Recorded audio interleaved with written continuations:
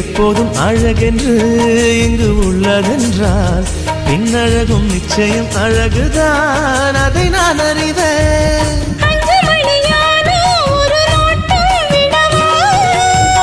பூஜை ஒண்ணு போட்டு நல்ல தீட்டம் தரவா?